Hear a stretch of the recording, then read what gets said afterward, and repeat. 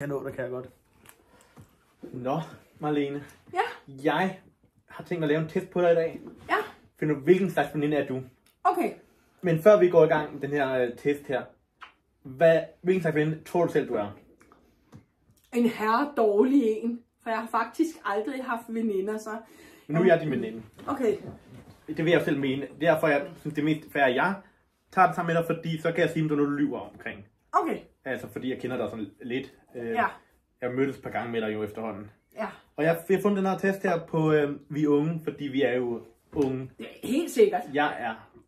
Hvor gammel er jeg egentlig? 46, ikke? Jo, du er 25. Ja. Nemlig, I ved det derude. Nå, nu skal du høre en gang. Den første her. Hvordan beskriver dine veninder dig?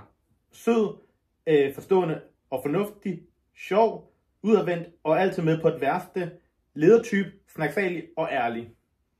Ledertype, snaksalig og ærlig og med på den værste. Du må komme ind i en af de tre muligheder.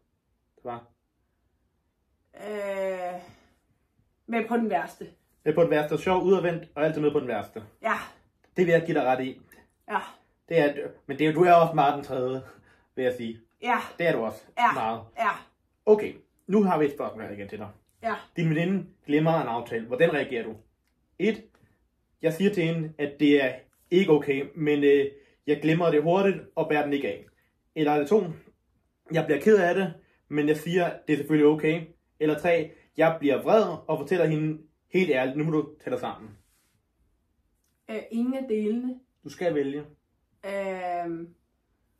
Så den første. Det er også det, jeg tænker mest dig. Ja. Ud for de par dage, jeg har kendt dig. Ja. Og så spørgsmål nummer 3, det siger, din venindes kæreste har lige slået op med hende. Hvad gør du? Er det A? Klipper ham. Det er ikke en mulighed. Det er ikke en mulighed. Altså, vi knipper ikke nogen her. Okay. Du har 3 muligheder. Og knippe er ikke en af dem. Jeg tror, du stopper med den slags der. Okay. Ærligt talt. Det var bare fordi, du spurgte, hvad vi ville gøre, hvis vi ville lave det, han gjorde jo. Men... Okay, ja, okay. Jeg tror ikke, du var til mænd mere. Nej. Nå, men... Jeg synes faktisk, at det er lidt irriterende at skulle lytte til hendes kæreste sover. Men jeg fortæller hende, at jeg altid er der for hende. Eller er det nummer 2? Jeg besøger hende, roser hende og fortæller, hvor en fantastisk veninde hun er. Eller er det 3? Jeg ved ikke rigtig, hvordan jeg skal takle den situation, men prøver at opmuntre hende og invitere hende i min tur i biffen. Den første, tror jeg. Det er jo det. Eller toeren, jeg ved det ikke helt. Du skal vælge, altså. Vi skal finde, hvilken slags veninde du er. Toeren, tror jeg. Det passer nok ikke. Det er nok løgn. Det er nok etteren. Altså, vil du besøge mig, hvis der er en, der slår op med mig? Og trøste mig? Ja, altså efter jeg havde klippet det af kæresten. Så... Men vær helt ærlig, vil du gøre det? Ja, det vil jeg. Okay, så besøgte jeg dig. Ja. Det var også, jeg tror måske, jeg vil nok ikke fortælle dig. At du har knippet ham først? Nej, det vil jeg nok ikke. Jeg troede ikke, du var til sådan... Nej. Unge? Nej.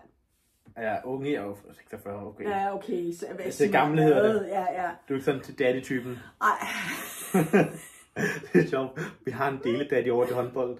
En dele-daddy? Ja, fordi at han har et barn, der også spiller på holdet. Ja. Og så igennem mange år, så har mange af de kutterne på holdet kommet hjem hos ham om sommeren, mens far har været ude at rejse. Så har vi fået en del af det. Så vi deler ham, tror vi er 10, men der deler ham. En dele daddy. Det er det nye. Det er ikke sugar daddy. Rockvian kan også være dele daddy. Stop af nu. Du ved godt, det bliver optaget. Nå ja. Det må vi ikke sige det der. Nå nej. Nå, men vi er nødt til spørgsmål nummer 4. Ja. 4. Okay, her. Hvad giver du din bedste veninde i fødselsdagsgave? Er det nummer 1, en personlig gave og et hjemmelavet kort? Eller er det nummer 2 her? Det hun ønsker sig, giver du hende og pakker det ind. Du giver hende biografbilletter og en McFlurry på McDonald's. Jeg tror, det er nemmere at give folk det, de ønsker sig, så få butikken til at pakke det ind. Ja. Så det er sådan en tur der. Nå, nu skal vi være lidt ærlige her. Ja. Er en herre dårlig veninde, ikke? Det finder vi ud af. Der er ikke 2 spørgsmål tilbage, okay. før vi ved, hvor dårlig du egentlig er. Ja, Men ellers er... Men det er også, det er også alle de der dele, der gør det. Nu skal du høre her engang. Ja. Hvilken fyr falder du for? Ja. Er det nummer 1, den søde og romantiske type? Er det nummer 2, typen, der ofte laver sjov og ballade, og så med på den værste? Eller er det nummer 3, den mest udadvendte, coole guy?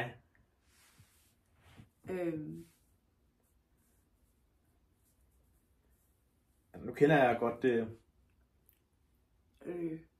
Jeg vil i hvert fald nok ikke falde for den midterste. Ja, specielt med de præferencer, der er til stede i folketinget. Ja, det er også det, jeg sådan... Nej, jeg tror, det er etteren. Så må man være romantisk og fed fyr. Ja, så er det nummer 6. Vi har ikke 6, bare roligt for Nu skal I høre en gang. Hvilken slags musik lytter du mest til? Ja. Er det nummer 1, de nyeste hits selvfølgelig, top 50. Jeg elsker bare musik, og musik, der er gang i, og der giver mig lyst til at danse. Stille popmusik, som ofte handler om følelser og kærlighed. Det tænker jeg også. Jeg har set dig danse lidt på live og til fester. Der er lidt gang i dig der. Du kan godt lide danse godt. Sidste spørgsmål, før jeg finder ud af, hvilken veninde du er. Ja. Hvad skal dig og din veninde lave i weekenden? Jeg ved ikke, hvad du svarer her til det her. Hold pyjamas party og se film og snakke om kærlighed. Eller shopping eller i biografen og se en film, som jeg har valgt til fest, eller måske i Tivoli. Tivoli, hvorfor vidste jeg det? Det er fordi, du er min bedste veninde. Ja, men nu skal du høre, hvilken slags veninde du blev til. Ja. Den sjove. Du er den sjove veninde, som altid er klar på fest og farver. Du har altid en idé til, hvad I skal lave sammen, og det bliver aldrig kedeligt. Du er meget udadvendt og en virkelig skøn person at omgås med. Prøv også at slippe lidt af.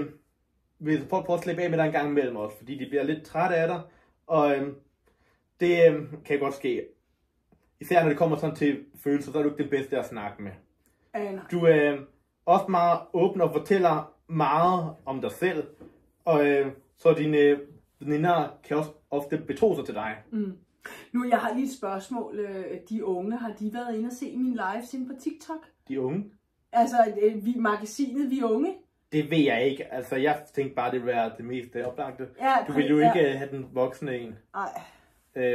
Nej. For damerne, eller hvad hedder det? Alt for damerne. Ja, men...